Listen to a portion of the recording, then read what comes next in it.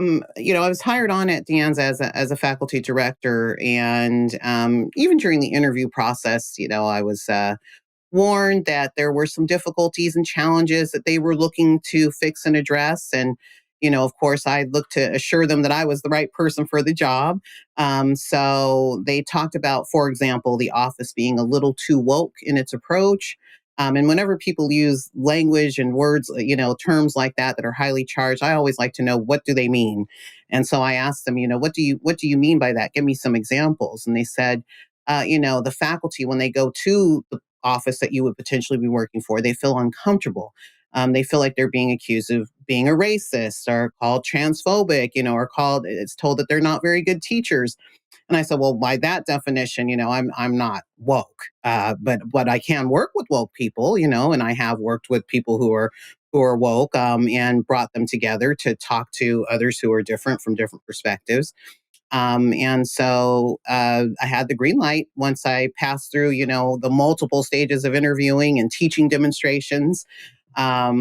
I thought I would be in an environment where I would be supported to do my work. But as soon as I started to do it, like literally within the first couple of weeks, there were signs that, there was some deeply entrenched issues there at the campus around anti-Semitism, around authentic inclusion, around. Let me, Mhm. excuse me for interrupting, but I want to just clarify. There's a staff to this office that's independent of the faculty. You're the Yeah. faculty member who's the director. There are other faculty members who interact with the office, but the office constituency, the office staff, is independent of the faculty. Yes, they're actually classified staff members, so they're not teachers. They would be just staff members, classified, not certificated, meaning that they're not. Okay. They're under like a workers' union, not a faculty union. And they have a reputation among the faculty for being, quote unquote, woke. And Yes, you're yes. warned of this as you're coming in as a faculty member with responsibilities to direct this office, that the people you're going to be working with there have a particular outlook, but you feel Yes. that you can handle that. Absolutely, absolutely. Because as an educator, I'm accustomed to working with people from different perspectives. That's part of my work as someone who's in the diversity and inclusion field. How do we bring together diverse perspectives and help people identify common goals so that they can best serve their students and communities? And that was something that I'd worked on many years, becoming a trained dialogue facilitator. And how do people navigate courageous or sticky conversations? How do we deal with complexity? Those are all things that I have a lot of background in doing and in guiding educators through. So to me, that just seemed to be, the basic field of education. You're always going to have these diverse perspectives and different opinions and viewpoints, but people still have to be able to work together to serve their students. So, how would you characterize the outlook of the staff that you inherited when you became faculty director of diversity, equity, and inclusion office at DeAnza? Well, there were some things that were pointed out to me, right away, as I started, because I started off by doing needs assessment conversations. I never like to assume that I just know something about a situation. I like to get in and speak to people on the ground. So I did over 60 hours of needs assessment conversations. And some of the first ones that I did were with the staff members. I wanted to see, what were the challenges they saw? How did they see the campus? And in one of the first ones, so it's a small office, two staff members, myself, and a supervising dean of equity and engagement. And one of the people who I first interviewed told me that they were a finalist for the position that I was in. And they told me that they were a former student at DeAnza College, and they just didn't understand why I, as an outsider, was selected. They had heard nothing about me. They didn't know what my commitment was to equity, and they basically told me at the end of the conversation that I would have a rough ride ahead of me. And they felt entitled to my position. And so that was an interesting thing to kind of walk into and to have that interpersonal component initially. But that quickly turned from just a one-to-one thing to a larger group dynamic during one of our first team meetings, which was shortly after that, initial needs assessment conversation. And that same person accused me of white speaking, white splaining, and supporting white supremacy during a team meeting. And Glenn, I had Ex- never who encountered was anything. in this meeting? Excuse me again. I just want clarification. Who was in this meeting? So this will be a team meeting with the two individuals I had mentioned, and the Women, Gender, and Sexuality Coordinating Office also attended that meeting. So three folks in the meeting and myself. White splaining, white supremacy. And How's white that? speaking. And I didn't know what they meant until many weeks later when I saw a slide that they were using where it was called White Supremacy Culture Characteristics. But during the context of the meeting, what was so jarring to me is, I was explaining a Google document. So I had been in, a couple team meetings. They were very casually oriented. And of course, my job and my role there was to lead a strategic transformation. So I couldn't just keep chatting with people every week, right? We had to get some structure into the meetings. And so I suggested us using a Google Doc. I said, I've made this so we can all edit it. Perhaps we can put in events that are coming up. Since I'm so new, I don't know the flow of the year and so forth. Maybe you could tell me how you'd like for me to support various initiatives you're working on. And we can track what we're doing in our meetings and how we're spending our time and what our agendas are and begin to develop those. And that's when I was told to stop what I was doing and that what I was doing was white speaking and white splaining by the individual who had previously told me I'd have a rough road. And I was so shocked to hear those words used against me as a Black woman, a racialized Black woman. I had never in my teaching career heard other teachers talk to each other in such a way or say such words to each other. And I asked the person, I said, I haven't come in here calling anyone names or saying anything mean or rude to anyone. And I said, what you just said to me, it feels very hurtful and rude. And I explained to them, where I come from and what I understood white supremacy to be. So I'm from the Central Valley, California, small town called Lodi. I had actually encountered white nationalists and white supremacists in my daily life. And so to have someone call me that, a white supremacist, and saying I'm supporting white supremacy or white speaking and white splaining, I said, I don't like that kind of engagement with each other. Let's not call each other names. Let's just keep things professional. And when I said that, I was viewed as offensive to the other individuals on the call. And why I say that is because all their faces changed as though I was now injuring the person who had said those terrible words to me just by saying, please don't say those things. And from that moment onward, things just in terms of dynamics, worldview, I started to notice, other small and large things that cued me into the fact that, when we were using these words, equity, diversity, inclusion, we were all meaning something different. And also my needs assessment conversations, folks had told me, like we have this long history of activism and social justice, but we're all meaning different things. And that's why we're kind of flatlining right now. We're on different pages. We're not all on the same page. So, so that's Did you how things say, started. excuse me again, did you say that there was a dean who had oversight responsibilities in this area? I'm just wondering where he or she weighed in this process that you're describing. Yes, there was a supervising dean. And after this event happened where I was called a white supremacist and white speaking and white splaining, I went to the dean. Because Glenn, normally, if there's a difficulty in communication on a team, I would be the person who would facilitate that, discussion, conversation, unpacking, if you will.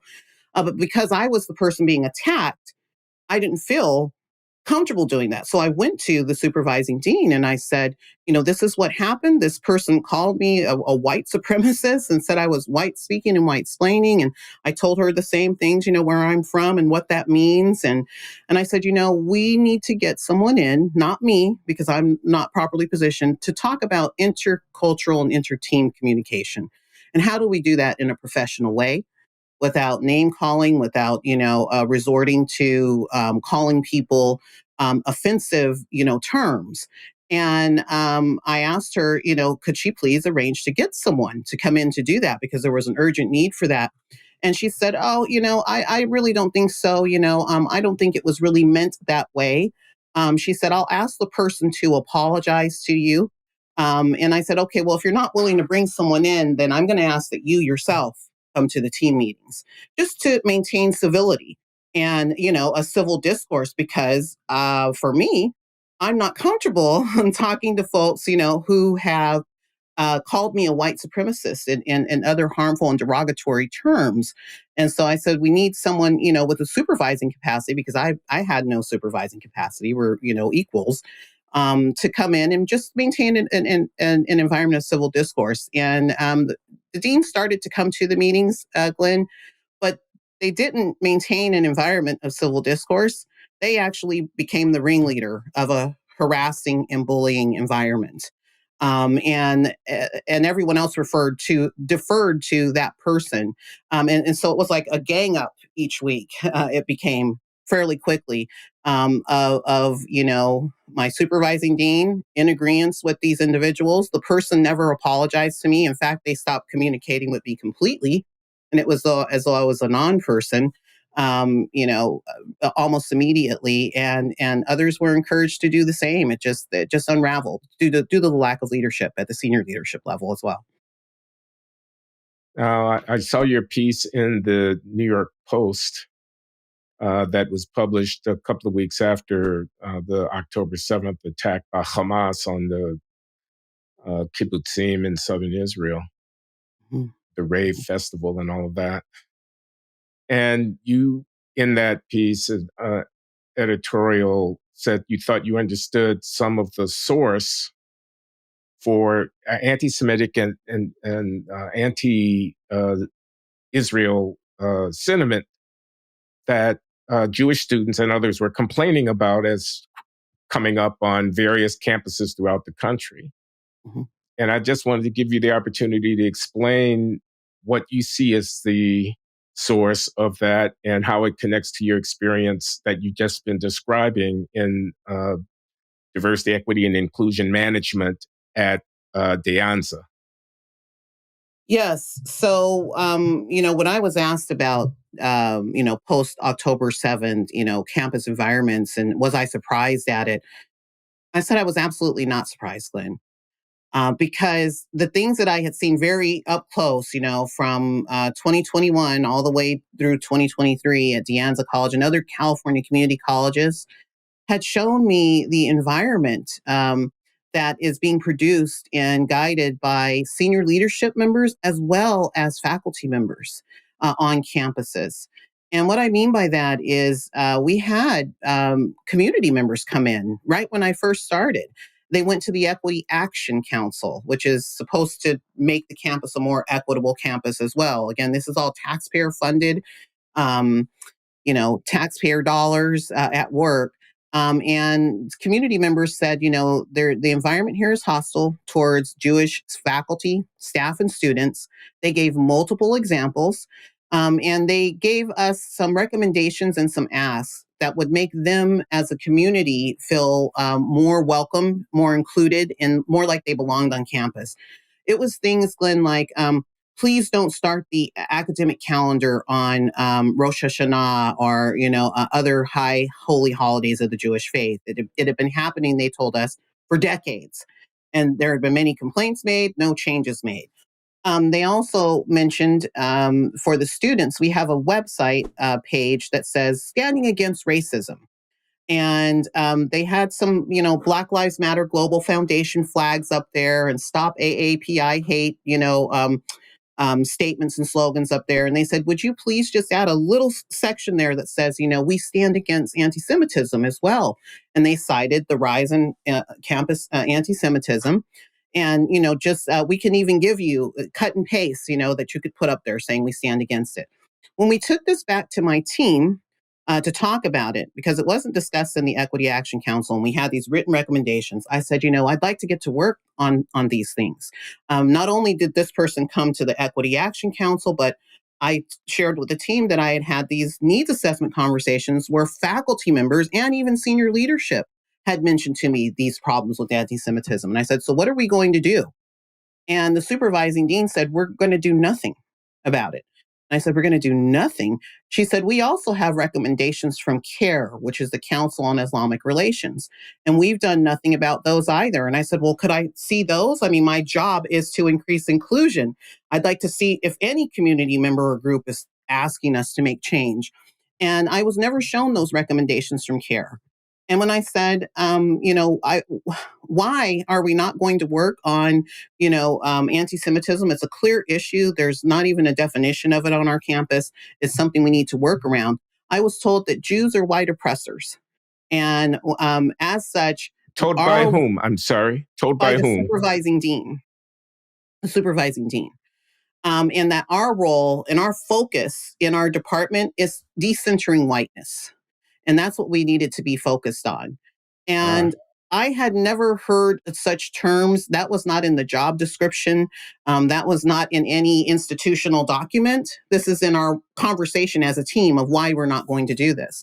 And later, as I, began to understand their ideology that they were working from, that became my, I wanted to know, who am I surrounded by? What are they meaning? What are they saying? That's when I, started to unpack and look at what they were talking about when they were mentioning white supremacy culture. They meaning my dean and my staff members. I saw one of their slides and it had these poison bottles on it. And it had things like being on time, being objective. And they kept putting it up in their meetings that they would host or with guests that they would invite to campus. We're here in Zoom. This is all digital during the pandemic time. And so one day it had a citation, and I went and looked up who is that? And I found Timo Okun's work, Okun and Jones. And then I started to better understand what they were meaning when they were saying white supremacists and calling me that and accusing me of that because I was attempting to set an agenda in the meeting that was considered to be offensive to their worldview. But Glenn, I felt offended because it was as though they were telling me they had an expectation of me they use this term BIPOC. It's Black, Indigenous, Person of Color. They set the world up in a binary between BIPOC and white people. And so their expectation of BIPOC people is that we're not on time. We don't set agendas. We don't look at the written word. We should be doing everything actively against that. And to me, that's setting yourself and your students and your community up for failure. All the things I had taught my students to value, how do you become young scholars? How do you contribute to your community and be involved civically? It involved the things, the characteristics that they're calling and labeling white supremacy culture and giving to, white supremacy culture. And I find that deeply offensive because, that means they have low expectations of me. I'm supposed to be the opposite of that, the embodiment, the opposite of that in this equity, faculty director role. And just realizing their low expectations of me, and their assumptions about me, just based purely on how I look from the outside. I found that to be very hypocritical of everything that they talk about, when they say they want people to be their authentic selves and their whole selves. That's not what was happening there. And then the answer I was given on why the dean and the supporting staff would not support any work around anti-Semitism, that was also offensive to me as an educator, because to me that was something that was a basic. Like, if you have a group that says we feel like we're being pushed out and it's hostile for us, and your role and you're being paid, with the community funds to make this a more inclusive environment, and to have people say, no, we're not going to do that. They're white oppressors. And when I pointed out, the Jewish diaspora is very diverse. It's rich. It's broad. How can you classify, that group? Show me where you're even getting that from. I said, I've never even heard terms like this. And they would never produce the evidence for me or show me where they're getting, this classification from even. It was always just, this is the truth. And if you don't agree, you're not welcome here. You're not doing what we wanted you to do here. And so I had to literally just go to community members and to the faculty members who had pointed out to me the problems. And I had to work without a budget and bring in speakers and, try to do some education around it for the community, because that was what I was there to do. Okay, so the answer I'm taking from you to my question of how do we get to anti-Semitism is that the world is divided into oppressors and victims. The oppressors are white, the victims are BIPOC. Mhm. Jews are white, ergo, Jews are oppressors. Palestinians, I guess by extension of this kind of logic, are people of color, are incorporated somehow into the BIPOC coalition. And so they are the victims. And that's their account of this conflict that has ensued over the last 75 years since the founding of the State of Israel. And I guess I want to say about that is a gross oversimplification that actually betrays the responsibility to educate here, regardless of quote unquote whose side you're on. I mean, that we can get to that. We can get to figuring out what we want to say and what we want to do about the conflict and what's wrong and what's right. But let's just understand the circumstance, and that flattens and is ahistorical and ignorant. It would appear to me, and should be objected to strongly, should not be tolerated in an institution of higher education. Pardon me for the little speech there, but that's kind of what I see. Yes, and unfortunately, Glenn, it's not only being tolerated, it's being held up as the only way to understand, these geopolitical and world issues in many institutions. And if you even suggest that, there's other ways to view this, we don't have to view everything through a matrix of domination and oppression. Even just saying that got me labeled as a pariah. And people saying that I was trying to destroy intersectionality, and all these other kind of accusations that, because of the people I cited, which included your colleague, John McWhorter, that I was leading people to danger, even with my citations, and that I should watch who I cite and be careful about it. This is the environment that people are working in, and often you don't hear about it because, what happens for us as faculty members, we're advised, by, at least I was, by many mentors, Lee, just resign. It'll be like this never happened, and you go to another place. I could have taken that option. I could have done that. But then I felt like there were people who were being very unprofessional bullies and gangsters in a learning environment. And I felt like they had done this before and they would just keep doing it.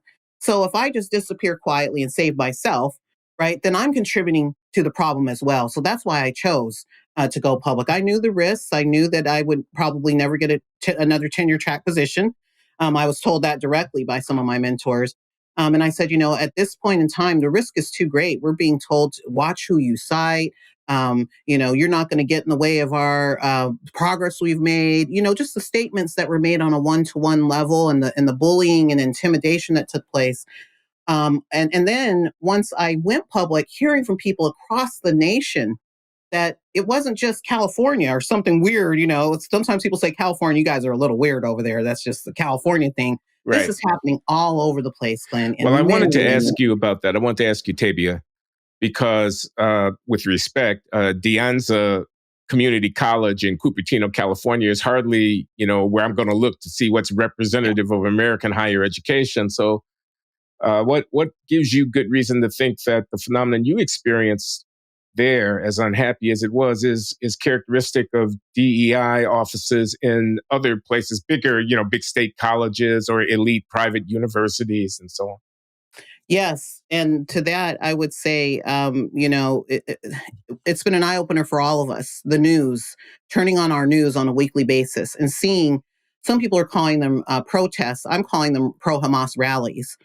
Seeing the statements that are being made, some of the same statements that I had put in my complaints, in my little microcosmic interaction at DeAnza, from the river to the sea, Palestine will be free. It's been a long-standing statement before October 7th, but to many American ears, they had never heard that until, recent times, when you turn on your news and you see children and students being locked up in libraries, teachers in the K through 12 sector, who went to a pro-Israel rally, whose students are demanding them being fired and locking them in their offices. I mean, we've seen some really terrible things these past few weeks. And what we've seen, though, Glenn, is the fruits of labor of this toxic ideology writ large. We're seeing what is happening in our K through 12 schools, as well as in our colleges and universities. And it's not just California, it's New York, it's a small town, it's a large town.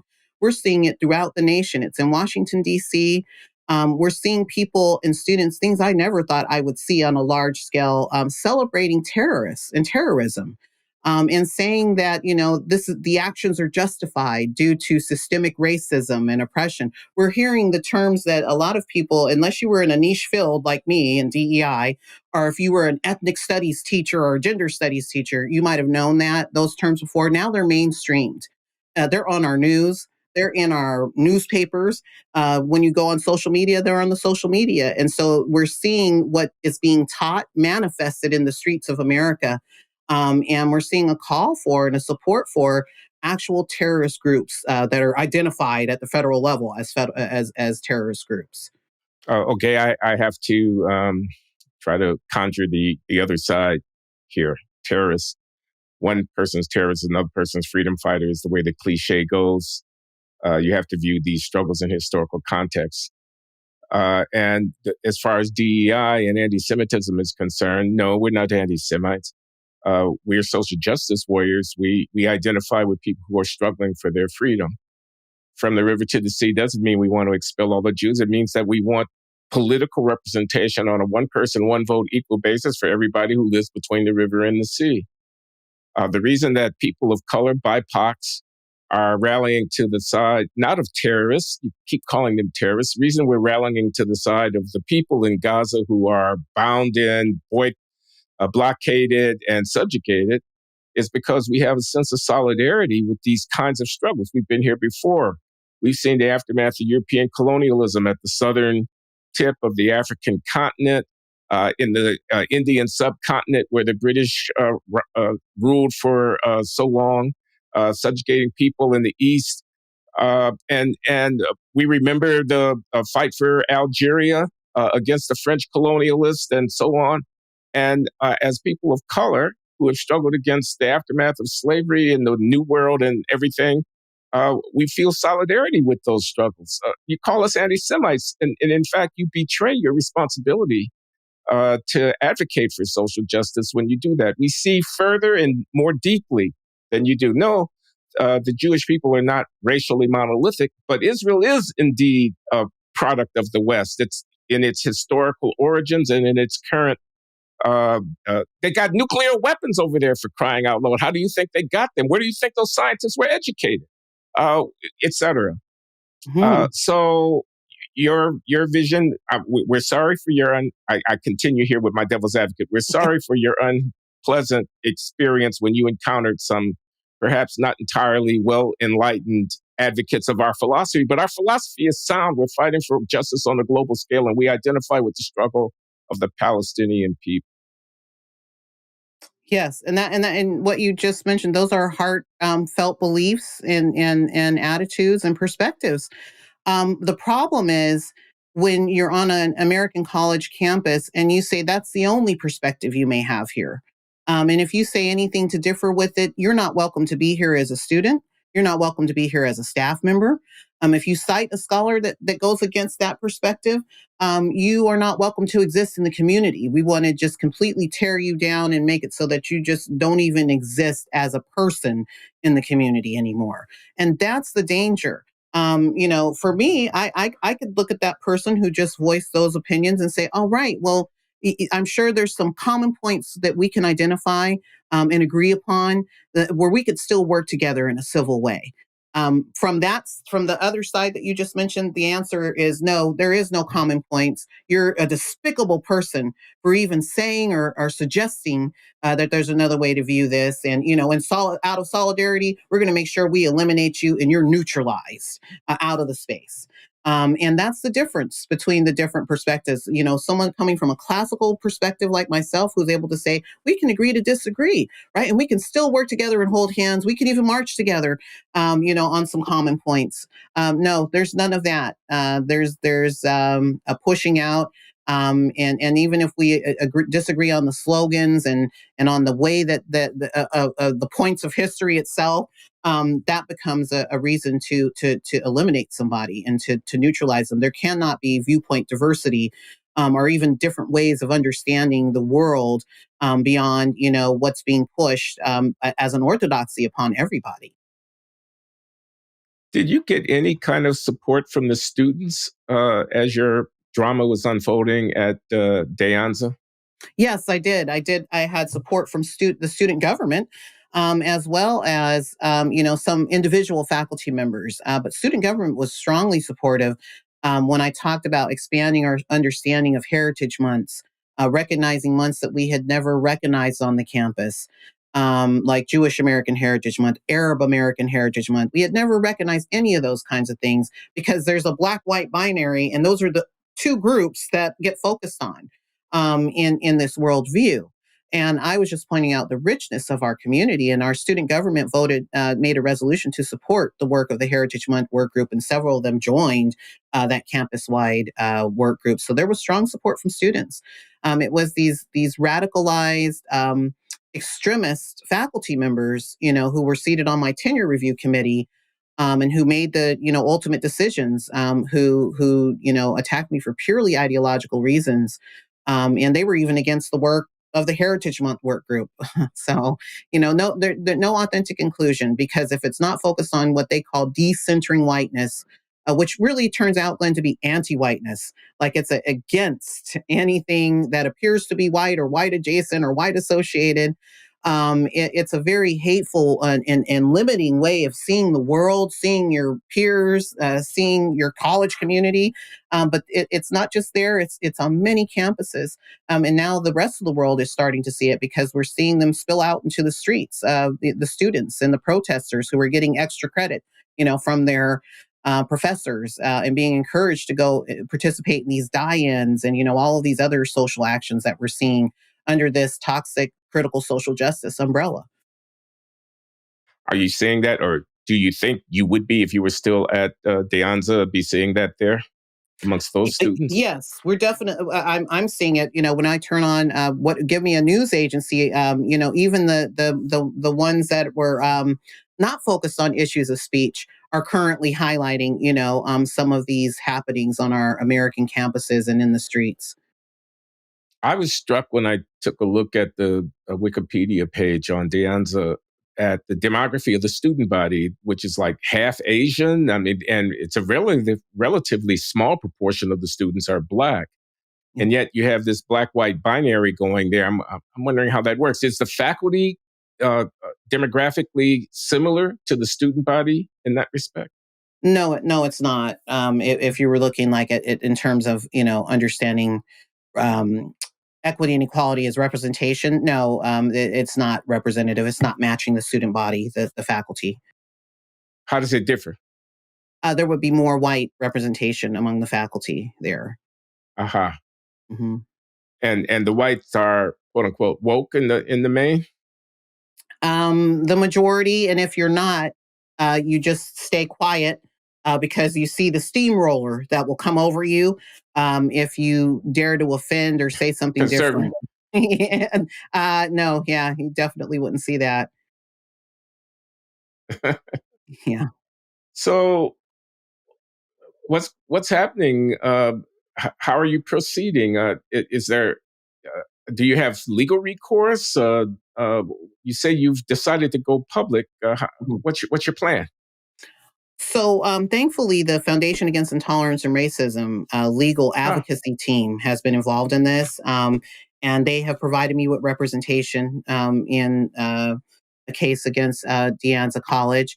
Beyond that, though, I've moved beyond the just the it was like my opponents wanted to silence me then, but they gave me a wider voice. So now I'm a senior fellow for Do No Harm Medicine, helping them understand how DEI is corrupting the medical field, and medical teacher training and so forth. And then also I'm director for the Coalition of Empowered Education.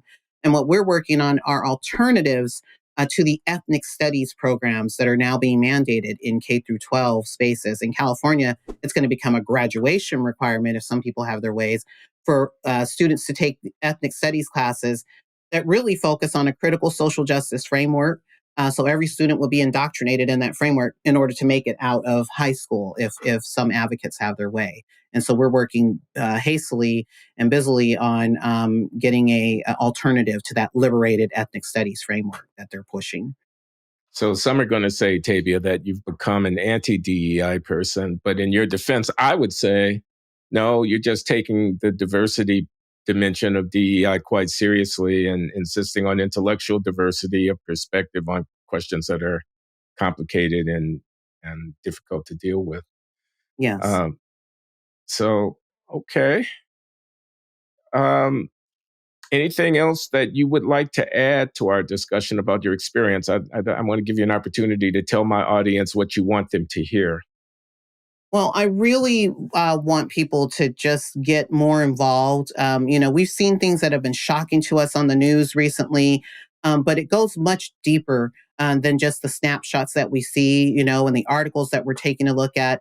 I hope that people will continue to get involved at whatever level of education, K through 12, higher ed, seeing what's happening in these ethnic studies programs, gender studies program, anything ending with studies should be a red light to you, to just kind of pump the brakes and take a double look into what's being taught.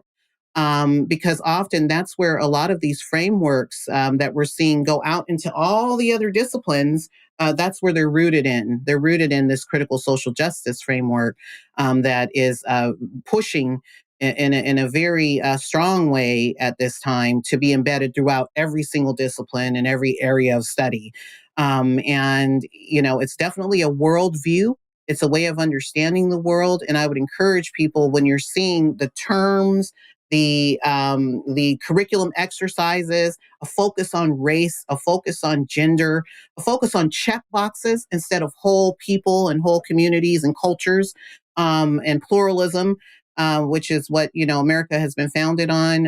When you see that anti-American stream, even in your American studies classes, start to question it and ask these faculty members and the school presidents and and the board members, what is going on here and what are we trying to create for our communities? Why are we saying there's only one way to view an issue or a subject area when there's many ways to view it? And that's what's beautiful about learning and teaching. When we're able to see that, and why can't we have ethnic studies that's taught in a pro-American way? In a way that honors the pluralism and the wonderful value of all these different ethnicities and cultures that have contributed to the fabric of America.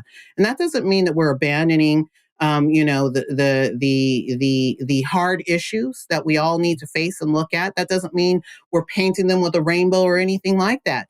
You can look at everything in American history and in American society and understand the different contributions that have been made, through a lens of resilience, through a lens of human dignity and human agency. It doesn't have to be through victims and oppressors, and we're perpetually in these roles, and we have to show solidarity because that's what some, sociologist is telling us, who we're uplifting and centering now. It doesn't have to be that way. There's better ways to do this work, and there are scholars who are talking about it. There are people developing curricula around it. And it's time for us to take a look at that and get back to the values that we hold dear. Otherwise, we're just going to be torn asunder by these divisive ideologies. Well, if that was a sermon, I'd be saying amen right now. Amen.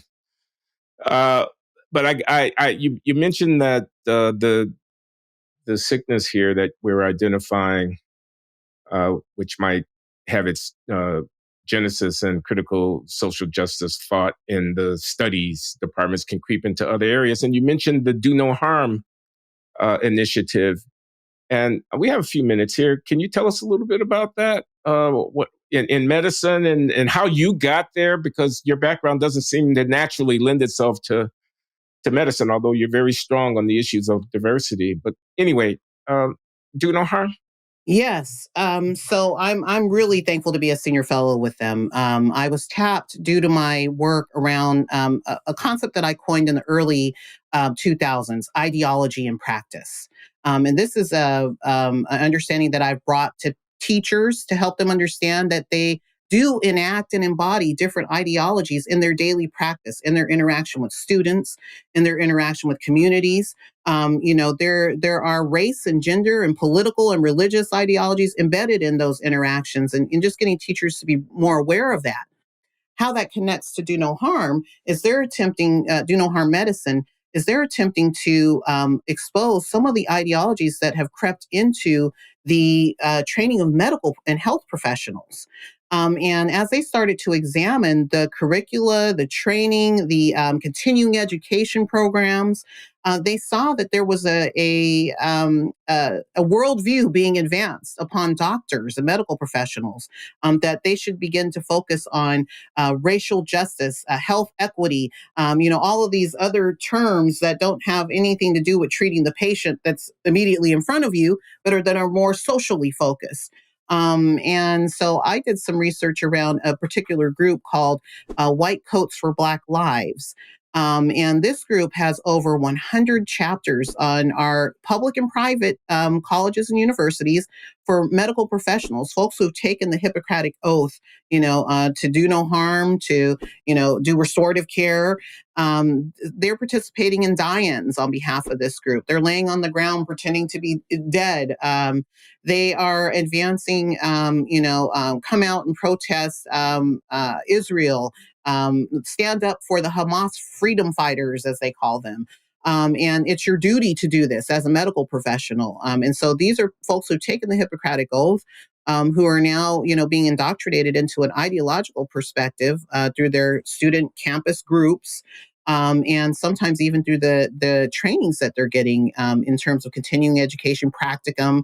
It's focused on racial justice and health justice, instead of, how do we provide competent and compassionate care to people. So it's deeply concerning to me to see, some of our medical professionals and the things that they've posted even recently, around global events that are taking place, and how would a patient who is of Jewish descent, or, even someone who identifies as a Zionist, feel comfortable going into, a care with a doctor who's posting things, that they may perceive to be calling for genocide against, Israeli people.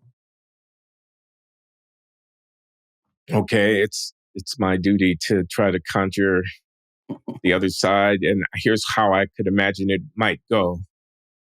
We're looking at health disparities and differences in mortality and morbidity and susceptibility to disease, and we're looking at access to healthcare disparities and who's covered and who's not covered and what kind of docs do they get, and so on. And we're seeing huge disparities there, and we think that's a social justice problem. Sorry, but we do. We think environmental justice would take account of where hazardous facilities are located relative to residential populations, and we think that the clinical practice of various specializations may be infected with certain kind of implicit bias or stereotypes or something like that that work adversely to the provision of care to our people. And so here we're training professionals, and we think that as custodians of the health of society, of the healthcare needs of society, our trainees, our doctors and nurses and so on, ought to not just know their biochemistry and anatomy. We think they also have to be aware of the structures. Yes, I said structures of racial domination and inequality and privilege and so on that are in a healthy healthcare delivery system at the forefront of the minds of the people who are serving. How can you be against that? And again, the fact that there's a war in the Middle East and that some of our people may be to the left of, or whatever direction it is in terms of being pro-Palestinian or pro-people of Gaza. You keep saying pro-Hamas. I'm not pro-Hamas. I'm not in favor of terrorists. I'm not in favor of the slaughter of innocents. I'm looking at 2.5 million people confined, et cetera, et cetera. You know how the speech goes. Mm-hmm. What do you want to say to that, Tabia? Glenn, when I went to Israel, we went to, I was part of a Sharaka delegation there in May. And we went to a hospital in Galilee. And the administrator of that hospital was an Arab man. And he guides his hospital workers, Jewish people, Arab people, all types of people on his staff. He said that even some of the people who had fired rockets directly at the, hospital where they serve, they had treated them from the misfires that had taken place. And he mentioned, and he said, when my staff comes through the door, they're in service of whoever comes in for us to serve. There are no longer a Jew, an Arab, a this, a that, all these names and labels and check boxes. They are health professionals in service of whoever comes before us, and we serve them to the best of our ability using, the best technologies and medicines that we have. And I was so touched by him explaining the ethos, like how do they work with people and diverse people and even people who just literally just attack them. And having that mind frame and that mindset from a leader is so key because every staff member we talked to, not just him, they echoed that. It came from the leadership. And so I think that's something that we're lacking in so many spaces here in America. So many people don't have the moral courage to say and do what they know is the right thing to do. To say, if I'm at an institution, my students have a right to free speech. They can say what they want to, right? But as an administrator, I can also counter that and say, hey, this doesn't reflect the view of the entire learning community. And I can make spaces where other perspectives can be heard or even possible being heard. When we all just sit and we're quiet and we just look at the loudest voices and we just kind of cower to them, that means we are all complicit. And the old saying used to be from the critical social justice advocates: silence is violence, right? It's complicity. It's complicity when you say nothing. When someone's calling for death and genocide, and you say, that's not what all of us stand for here. Then you become complicit in that, and you say that this is what we do here, and what they're doing is okay. When you make no counter statement, or you don't create a space for even counter statements to be heard. So that's what I would like to see more on our campuses in terms of moral courage and leadership from presidents, from these bloated administrative bodies, where we have 10, 20, chief diversity officers and a diversity this and an equity this person. I'd like to see more of those people stand up and create authentic spaces for authentic inclusion, where everyone feels welcome, not just certain groups or, who've been deemed that they should be heard, not just certain standpoints, not just certain ways of being and understanding the world and knowledge. It should be open to everyone, and we're not seeing that openness right now. Thank you very much, Dr. Tabia Lee, a veteran of the culture wars in the diversity, equity, and inclusion space in American higher education, who's an eloquent spokeswoman for a point of view that I hope gets a wider hearing as we go forward in the years ahead. I appreciate you giving me your time today, Tabia. Thank you.